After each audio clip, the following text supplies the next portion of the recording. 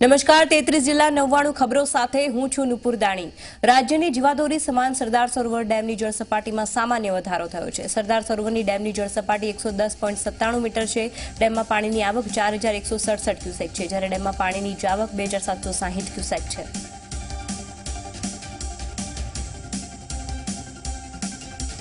અડધું ચોમાસું વીત્યા છતાં પણ રાજ્યમાં ડેમના જળસ્તરની સ્થિતિ ગંભીર છે। રાજ્યના 125થી વધુ જળાશયો અડધાથી વધુ ખાલી છે। 84 જળાશયો 25%થી ઓછા ભરાયા છે।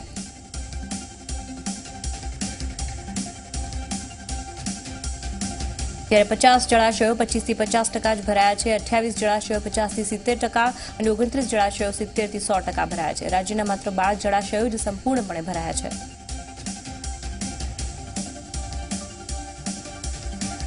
નદીઓના પ્રદૂષણમાં આખા દેશમાં ગુજરાત ચોથા ક્રમ પર છે। વન પર્યાવરણ વિભાગ દ્વારા લોકસભામાં જણાવવામાં આવ્યું કે ગુજરાતમાં 20 નદીઓ પ્રદૂષિત છે। ગુજરાત પ્રદૂષણ નિયંત્રણ બોર્ડના વાર્ષિક અહેવાલ પ્રમાણે શેરડી, નર્મદા, સાબરમતી, મહી અને દમણગંગાના પાણીની ગુણવત્તામાં ભારે પ્રદૂષણ છે। કેન્દ્ર સરકારે સાબરમતી અને સોનગઢ તાલુકાના મિંડોલા નદીમાં પ્રદૂષણ ઘટાડો કરવા 4 વર્ષમાં ₹200 કરોડની ગ્રાન્ટ ફાળવવામાં આવી હતી। રાજ્યની 20 નદીઓ ઉદ્યોગોના કચરાને લીધે પ્રદૂષિત બની છે। ઔદ્યોગિક કેમિકલ કચરાને કારણે નદીઓના પાણી પીવાલાયક રહ્યા નથી।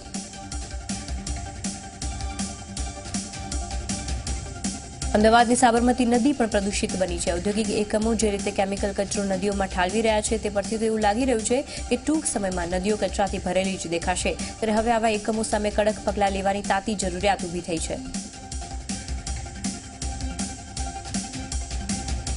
જેતપુર પ્રદૂષણ મામલે જીપીસીબીની ટીમ દ્વારા તપાસ કરી મેમ્બર સેક્રેટરીને રિપોર્ટ આપવામાં આવ્યો। રિપોર્ટના આધારે નિયમ ભંગ કરનાર સામે જરૂરી પગલાં લેવામાં આવશે। જીપીસીબીની ટીમ દ્વારા પ્રદૂષણ ફેલાવતા એકમોને વીજ કનેક્શન આપવા અને ક્લોઝર નોટિસ આપવા સુધીની કાર્યવાહી કરવામાં આવશે।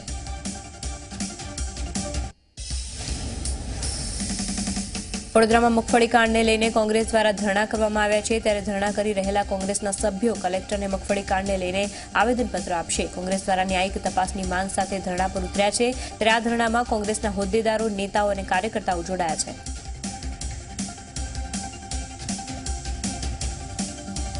અમદાવાદ શહેર કોંગ્રેસ સમિતિ દ્વારા ટોરેન્ટ પાવરનો વિરોધ કરવામાં આવી રહ્યો છે। કોંગ્રેસે ટોરેન્ટ સમક્ષ 11 માંગણીઓ મૂકી છે। ફિક્સ ચાર્જ ₹130થી ઘટાડીને ₹50 કરવા માંગ કરી છે। 11 માંગ નહીં સ્વીકારાય તો જલદ આંદોલનની ચીમકી આપી।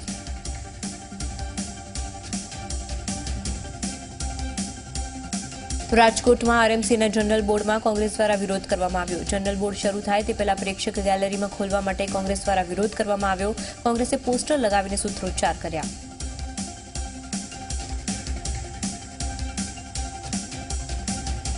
જામનગરના લાલ બંગલા સર્કલ પાસે દલિતો દ્વારા ધરણા કરવામાં આવ્યા। બાબા સાહેબનું અપમાન કરનાર લોકો સામે કાર્યવાહી કરવાની માંગ સાથે દલિત આગેવાનો દ્વારા ધરણા કરવામાં આવ્યા।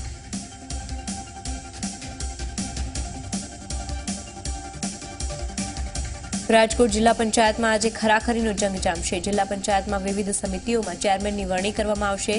અલગ અલગ 6 સમિતિના ચેરમેન પદ માટે જિલ્લા પંચાયતમાં ચૂંટણી યોજાશે। મહત્વની કારોબારી સમિતિના ચેરમેન પદે પાટીદાર અને બાંધકામ સમિતિમાં કોળી સમાજના સભ્યોના ફાળે ચેરમેન પદ જાય તેવી શક્યતાઓ છે।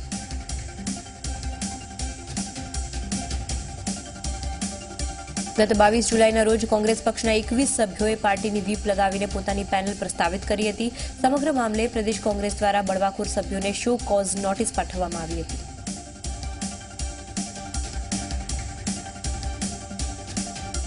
15મી ઓગસ્ટે 72માં સ્વાતંત્ર્ય પર્વની રાજ્યકક્ષાની ઉજવણી માટે સુરેન્દ્રનગરની પસંદગી કરાઈ છે। 15 ઓગસ્ટના રોજ સવારે 9 કલાકે પોલીસ ગ્રાઉન્ડ ખાતે ધ્વજવંદનનો કાર્યક્રમ કરવામાં આવશે। તેમજ 15મી ઓગસ્ટ સુધી સુરેન્દ્રનગરમાં વિવિધ કાર્યક્રમોનું આયોજન કરાયું છે। તે કાર્યક્રમમાં રાજ્યના મુખ્યમંત્રી વિજય રૂપાણી હાજરી આપશે।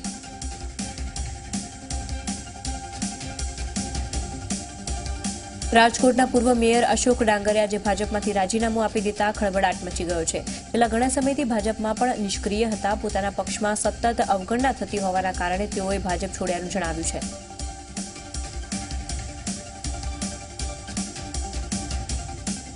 કૃષિમંત્રી આરસી ફળદુએ આજે મગફળી કાંડ મુદ્દે ખુલાસો કરીને વિપક્ષ નેતા પરેશ ધાનાણી સામે આકરા પ્રહાર કર્યા।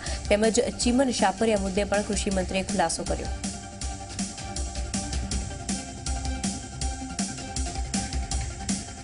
રાજકોટના કોઠારિયા રોડ ઉપર આવેલી શક્તિ ઇન્ડસ્ટ્રીઝમાંથી હથિયારો બનાવતી ફેક્ટરી ઝડપાઈ.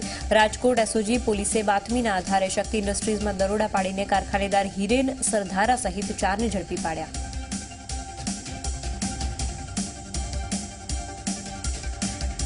તો પોલીસે ફેક્ટરીમાંથી 17 દેશી તમંચા પણ જપ્ત કર્યા છે. આ સાથે જ હથિયારો બનાવવાના સાધનોની સાથે અંદાજે 98,000નો મુદ્દામાલ જપ્ત કરી કાયદેસરની કાર્યવાહી હાથ ધરી.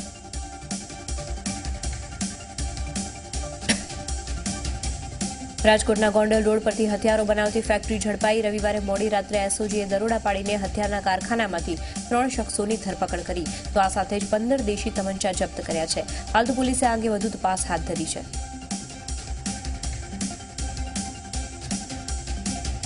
મોરબીમાં જૂથ અથડામણની ઘટના સામે આવી છે. જામીન બાબતે સશસ્ત્ર જૂથ અથડામણ થતાં 3 લોકોની હત્યા થઈ છે અને 2 લોકો ઇજાગ્રસ્ત પણ થયા છે. તેમને સારવાર માટે ખસેડવામાં આવ્યા છે. આ મામલે તાલુકા પોલીસે કાર્યવાહી કરી વધુ તપાસ હાથ ધરી છે.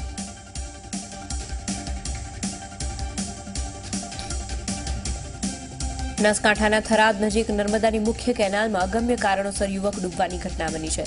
ઘટનાની જાણ થતાં સ્થાનિક તરવૈયાઓ દ્વારા યુવકની શોધખોળ હાથ ધરવામાં આવી. તેમજ ઘટના સ્થળે યુવકનો મોબાઈલ અને ચપ્પલ મળી આવતા યુવક કોણ છે અને ક્યાંનો છે તે અંગે તપાસ હાથ ધરાઈ.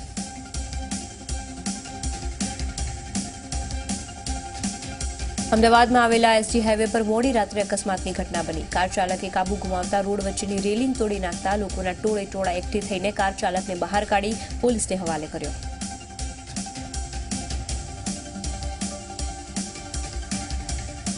અમદાવાદમાં શ્યામલથી પ્રહલાદનગર રોડ ઉપર ટ્રાફિક મેગા ડ્રાઈવ કરવામાં આવ્યો. ગેરકાયદે દબાણ દૂર કરવાની કાર્યવાહી કરવામાં આવી, જેમાં ડીસીપી, એસીપી, 2 પીઆઈ સહિત 50 પોલીસકર્મી અને મ્યુનિસિપલ કોર્પોરેશન ટીમ દ્વારા ગેરકાયદેસર દબાણ દૂર કરવાનું શરૂ કરવામાં આવ્યું. ટ્રાફિક નિયમોનું પાલન નહીં કરનારને દંડ પણ ફટકારવામાં આવ્યો.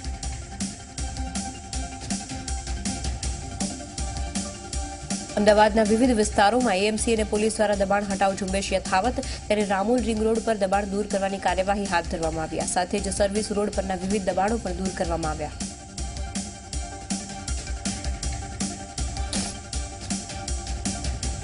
એએમસી અને પોલીસ દ્વારા અમદાવાદમાં ટ્રાફિક મેગા ડ્રાઈવ યથાવત છે. પોલીસ દ્વારા નિયમ ભંગ કરનારને દંડ ફટકારવામાં આવ્યા. આ સાથે જ પોલીસ દ્વારા એએમસીના એક અધિકારીની ગાડી રોકવામાં આવી અને ગાડીમાં લાગેલી બ્લેક ફિલ્મને હટાવવામાં આવી. સમગ્ર કાર્યવાહી દરમિયાન અધિકારીઓ પોલીસને સહકાર આપ્યો હતો.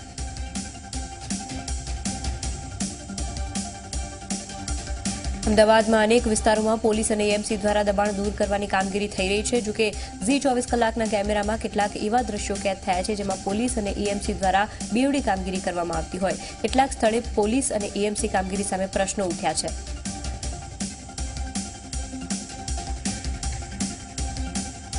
પૂર્વ ઝોનની કામગીરી દરમિયાન બંને તંત્રના બેવડા ધોરણો જોવા મળ્યા. નાના વેપારીઓના દબાણ તુરંત તોડી પાડવામાં આવ્યા હતા. જોકે બિલ્ડર દ્વારા થયેલા દબાણને હટાવતા પહેલા તેમને સમય આપવામાં આવ્યો હતો.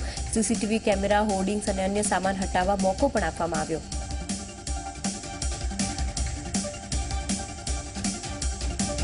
જોકે ઝી 24 કલાકની હાજરીથી એએમસી તંત્ર હરકતમાં આવી ગયું છે અને દબાણ તોડવાના બદલે આગળ મોકલી દેવાયું. જેસીબી પુનઃ બોલાવીને કામગીરી કરવામાં આવી હતી અને બિલ્ડરની અને ઓફિસ આગળનું દબાણ દૂર કરવામાં આવ્યું.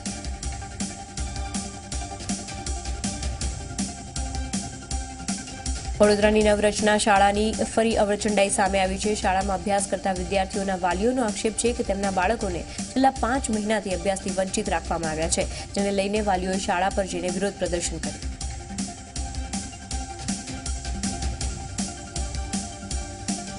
સુરેન્દ્રનગરના મૂળી તાલુકાના નવાણિયા ગામનું જવાન એરફોર્સમાં પશ્ચિમ બંગાળના પાનાગઢમાં સિપાઈ તરીકેની ફરજ દરમિયાન શહીદ થયો. શુક્રવારે ફરજ દરમિયાન ગોળી વાગતા તેઓ શહીદ થયા.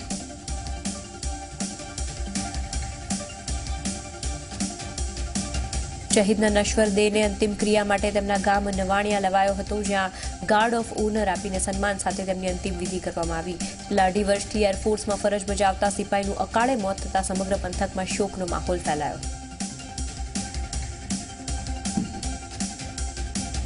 વડોદરામાં આગામી ગણેશોત્સવને અનુલક્ષીને પોલીસ તંત્ર હરકતમાં આવ્યું છે.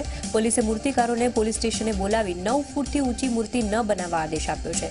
નિયમનું પાલન ન કરનાર મૂર્તિકાર સામે કાયદેસરની કાર્યવાહી કરવામાં આવશે તેમ પણ જણાવાયું હતું.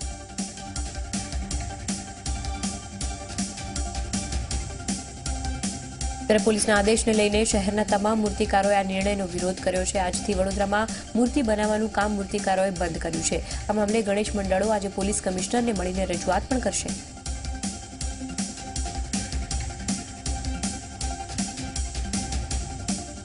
નવસારીમાં આવેલા ચીખલીના કુકરી ગામે એક દીપડાનો મૃતદેહ મળી આવતા અનેક તર્ક વિતર્ક થઈ રહ્યા છે। હાલમાં દીપડીના મૃતદેહને વન વિભાગ દ્વારા કબજો મેળવીને પીએમ અર્થે ખસેડવામાં આવ્યા।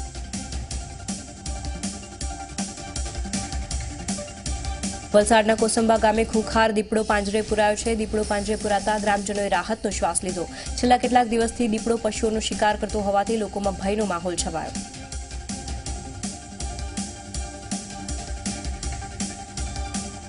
શ્રાવણના પ્રથમ સોમવારે શિવ મંદિરોમાં ભક્તોનો જમાવડો જામ્યો છે, જેમાં મંદિરમાં વહેલી સવારથી ભક્તોની ભીડ જોવા મળી। ત્યારે પ્રથમ જ્યોતિર્લિંગ સોમનાથમાં પણ ભક્તોની ભીડ ઉમટી પડી। વહેલી સવારથી જ ભક્તો ભોળાના દર્શન માટે લાઈનો લગાવી ઉભા રહ્યા।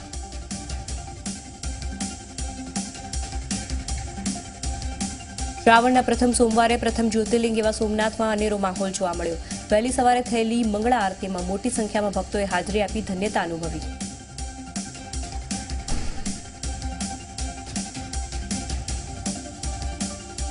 મહાદેવની પાલખી યાત્રા મંદિર પરિસરમાં યોજાઈ। ત્યારે પાલખી યાત્રામાં બિરાજમાન થઈને પ્રભુ સૌ કોઈને દર્શન આપવા નીકળે છે। પાલખી યાત્રામાં મહાદેવના મુખારવિંદ સ્વરૂપ બિરાજેલા શ્રી સોમેશ્વર મહાદેવને ફૂલહારથી સજ્જ 16 કળાએ ખીલેલું દેવાતિદેવનું આ મુખારવિંદ અને ભોળાનાથના આજ સ્વરૂપને નિહાળવા ઉમટેલી લાખો ભક્તોની ભીડનું આ દ્રશ્ય સોમનાથમાં જોવા મળ્યું।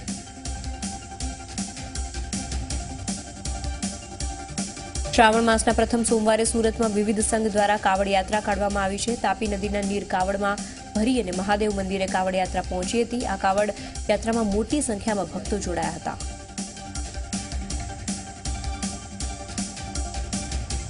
ત્યારે આ તરફ સુરતના અઠવા ગેટ ખાતેના ઈચ્છાનાથ મહાદેવજીના મંદિરે ભક્તોનું ઘોડાપૂર જોવા મળ્યું। સવારની મંગળા આરતીનો લહાવો લેવા માટે મોટી સંખ્યામાં ભાવિ ભક્તો જોડાયા।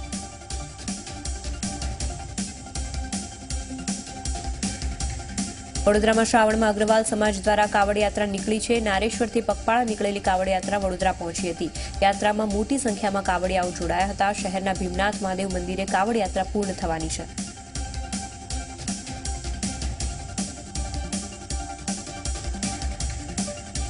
પ્રથમ સોમવારને લઈને વડોદરાના કાશી વિશ્વનાથ મહાદેવના મંદિરમાં ભક્તોનો મેળાવડો જોવા મળ્યો। શિવભક્તોએ પ્રથમ સોમવારે ભોળાના દર્શન કરી ધન્યતા અનુભવી।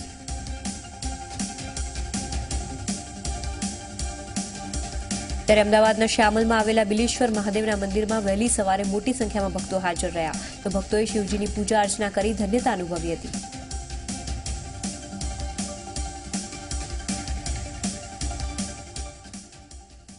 મહત્વના સમાચારો આવી જ રીતે યથાવત રહેશે, પણ હાલ સમય થઈ ગયો છે એક વિરામનો।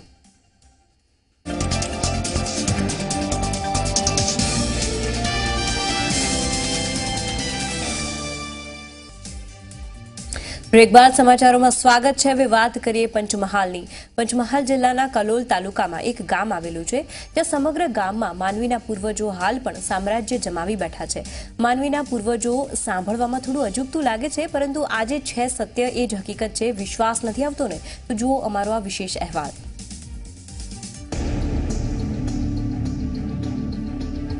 મહિલાઓને બનાવે છે નિશાન।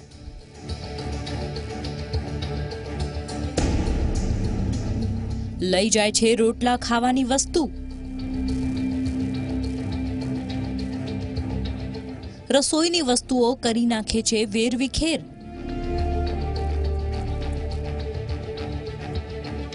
ખેતરમાં પાકને કરે છે નુકસાન।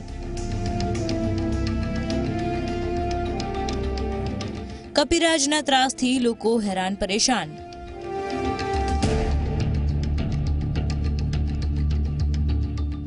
આ દ્રશ્યો છે પંચમહાલ જિલ્લાના કાલોલ તાલુકાના કંડાચ ગામના, જે ધોળા દિવસે પણ લોકો ઘરની બહાર નીકળતા ગભરાય છે। ક્યાંક એ આવી જશે તો? ગુજરાતને દેશનું સૌથી સુરક્ષિત રાજ્ય માનવામાં આવે છે, પરંતુ અહીં તો કપિરાજે ત્રાસ મચાવતા લોકો ઘરની બહાર નીકળતા ડર અનુભવી રહ્યા છે। અમારા ગામમાં વાદળનો બહુ ત્રાસ છે। બહેનો રસોઈ પણ બનાવી શકતી નથી ને એકલ દોકલ બહેન કોઈ જગ્યાએ જઈ શકતી નથી। એમ ચાલો માનો કે દુકાનેથી કોઈ વસ્તુ લઈને હાથમાં આવતી હોય ને સામે વાદળ મળી જાય તે થેલી પણ જૂટવી લે છે, લઈને ચાલ્યા જાય છે, અને જો બહેન પ્રતિકાર કરે તો સામે બચકા ભરે છે। કંડાજ ગામમાં દરેક ઘરની છત ઉપર 10 થી 15 વાનરોનું ટોળું જોવા મળી રહ્યું છે, જે ખાસ કરીને મહિલાઓને નિશાન બનાવી રહ્યું છે. મહિલાઓ રસોઈ કરી રહી હોય ત્યારે તેમના હાથમાંથી રોટલા કે અન્ય ખાવાની ચીજવસ્તુ છીનવીને લઈ જાય છે, તેમજ રસોઈની વસ્તુ વેરવિખેર કરવી રોજિંદી વાત છે. વાનરોનો આતંક એટલો વધી ગયો છે કે મહિલાઓ એકલી ઘરની બહાર નીકળી શકતી નથી.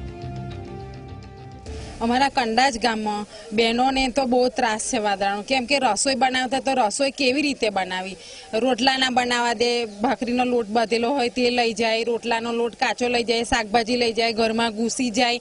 આ ગામમાં કંડાજ ગામમાં વાદળાનો બહુ ત્રાસ છે. અમે રોટલા કરતા હોય, કાચું શાક સમારતા હોય તો રોટલા લઈ જાય છે, કાચો લોટ લઈ જાય છે, શાકભાજી લઈ જાય છે.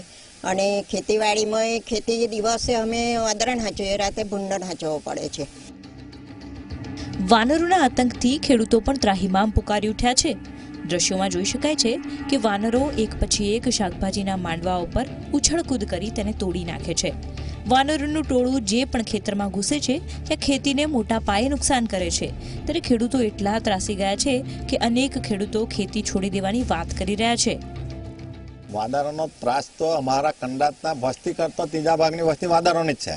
એટલે નાના મોટા બચ્ચો થઈને અમને હેરાન બહુ કરે છે. અને રાત્રે તો ઠીક છે, પણ દિવસે તો કોઈ કામ કરવા નહીં દેતા અને કોઈ પણ શાકભાજી અમારી રહેવા નથી દેતા. ઘેર બહેનો ખાવા બનાવે તો એમના લોટ પણ બનાવી લઈ જાય અને ભાખરી કે રોટલા પણ લઈ જાય છે. અને કાચું શાક સમારતા તો બધું લઈ જાય, બધું નુકસાન કરે. જંગલ ખાતાવાળા લઈ જાય, એમની અનામત છે અને એવા એમની અનામત લઈ જાય. બધી છું અમારા ગામો મુખ્ય બિઝનેસ ખેતીનો છે. ખેતીમાં અત્યારે વાંદરાનો ત્રાસ છે, ભૂંડનો ત્રાસ છે, રોજનો પણ ત્રાસ છે. તો આ ત્રાસ દૂર કરવા માટે ફોરેસ્ટ ખાતાવાળા થોડી મદદ કરે તો સારું, અને એમને પકડી જાય એટલે ગમે તે રીતે નિકાલ કરે ઘણું સારું. આખું કંડાજ ગામ હવે માંગણી કરી રહ્યું છે કે સરકારના વન વિભાગ દ્વારા આ વાનરોને પકડવા માટે મોટું અભિયાન હાથ ધરવામાં આવે અને કંડાજ ગામને વાનરોના ત્રાસથી મુક્તિ આપવામાં આવે. જયેન્દ્ર ભોઈ, ઝી મીડિયા, પંચમહાલ. તો આ સાથે જ સમાચારોની સમાપ્તિ. મને રજા આપશો. નમસ્કાર.